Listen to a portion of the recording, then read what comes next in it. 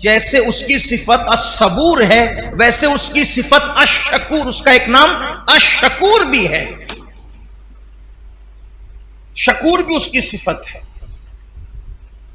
تو صبر اور شکر دونوں نصف نصف اور آدھے آدھے ایمان ہے۔ اور صوفیہ کی زبان میں یہ کہیں کہ انسان کی زندگی کی گاڑی کے دو پہیوں کا نام ہے، ایک کا نام ہے صبر اور ایک کا نام ہے شکر۔ یہ گاڑی جنت کی پٹری پر چلتی ہے جس میں صبر اور شکر کے پہیے لگے ہوتے ہیں۔ اس لیے انسان کو جب مصیبت آئے تو صبر کرے، مانگے نہیں، آ جائے تو صبر کرے اور نعمت ملے تو شکر کرے۔ تو آج ہمارا عنوان مصیبتوں میں کیا حکمتیں ہیں، لیکن اس کی شرط ہے صبر۔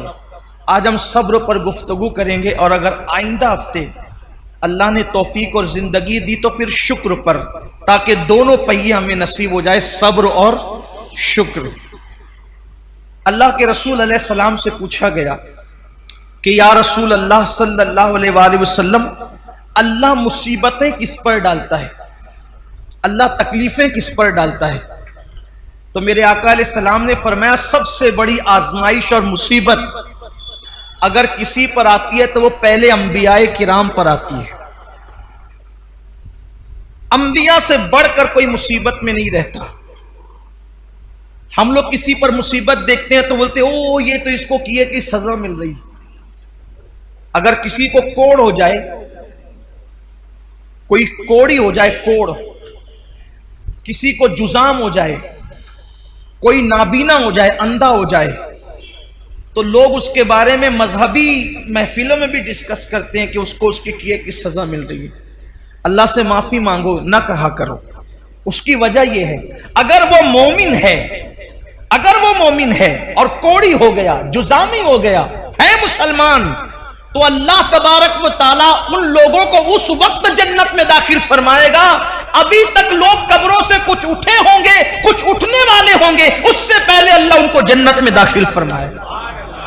میں ابھی حدیث پڑھوں گا اس پر آپ کے سامنے۔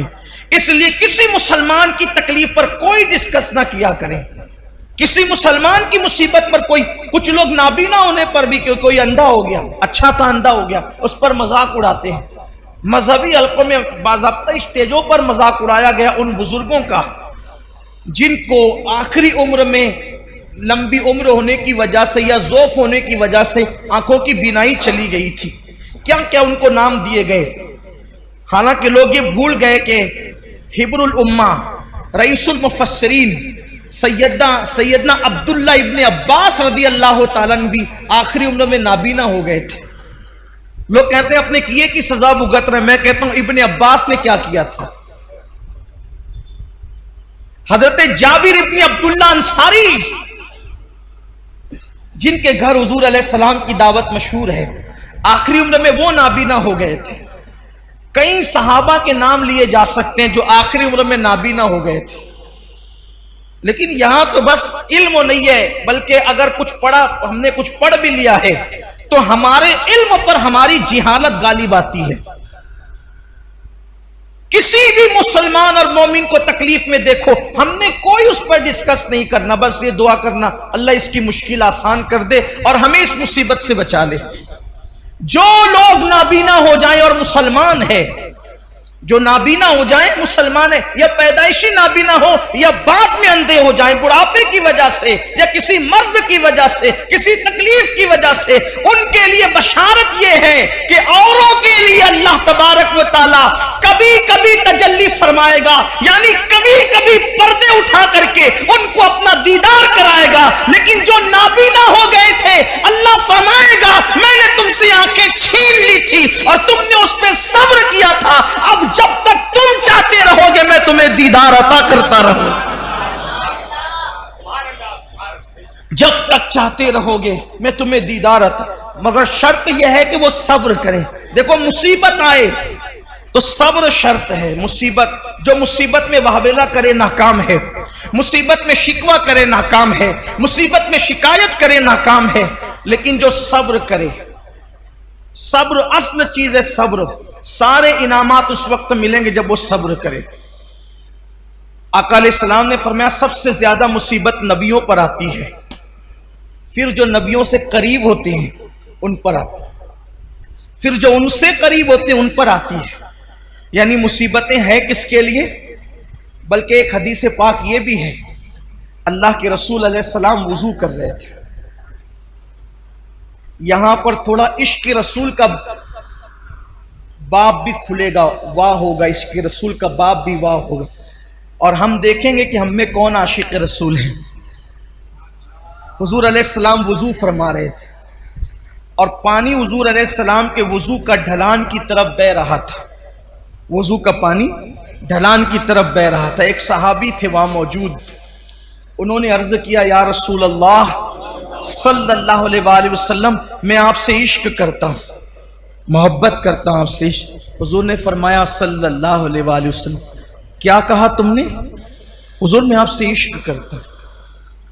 کریم آقا جس کے کان لالے کرامت ہے، دور و نزدیک کے سننے والے وہ کان لالے کرامت پہ لاکھوں سلام۔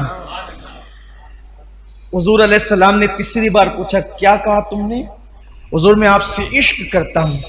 آقا فرماتے ہیں تو اگر تو واقعی مجھ سے عشق کرتا ہے تو مصیبت اور آزمائشوں کے لیے تیار ہو جا، کیونکہ جو ہم سے عشق کرتا ہے اللہ اس پر مصیبتوں کے دروازے کھول دیتا ہے، اللہ اس پر تکلیفوں کے دروازے کھول دیتا ہے۔ ہم سے محبت کرنے والوں پر آزمائش اور مصیبتوں کے دروازے اتنی تیزی سے کھلتے ہیں اور مصیبتیں اس کے پاس اتنی تیزی سے بھاگ کر آتی ہے، جیسے یہ وضو کا پانی تیزی سے ڈھلان کی طرف گر رہا ہے ویسے مصیبتیں تیزی سے اس کے پاس آتی ہے۔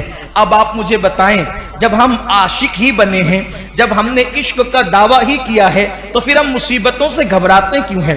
ہم بلاؤں سے گھبراتے کیوں ہیں؟ اس لیے کہ مصیبتیں تو عاشقوں کے لیے ہے، مصیبتیں تو محبوب سے محبت کرنے والوں کے لیے۔ آپ دیکھیں جس کو ہم مشکل کشا کہتے ہیں، پوری زندگی مشکل میں گزری، جس کو ابن مشکل کشا کہتے ہیں، اے دل بگیر دامن سلطان اولیاء یعنی حسین ابن علی جان اولیاء، پھر ان کی مصیبتیں دیکھ لیں، پھر سیدہ زینب پاک کی مصیبتیں دیکھ لیں، پھر جناب غازی عباس کی مصیبتیں دیکھ لیں، پھر اسی طریقے سے اونا محمد کی مصیبتیں دیکھ لیں، پھر سیدہ سکینہ کی مصیبتیں دیکھ لیں، اسی طریقے سے جو ہے اللہ اکبر سیدہ بی بی پاک سیدہ فاطمہ الزہرا کی ان کی خود کی مصیبتیں دیکھ لیں۔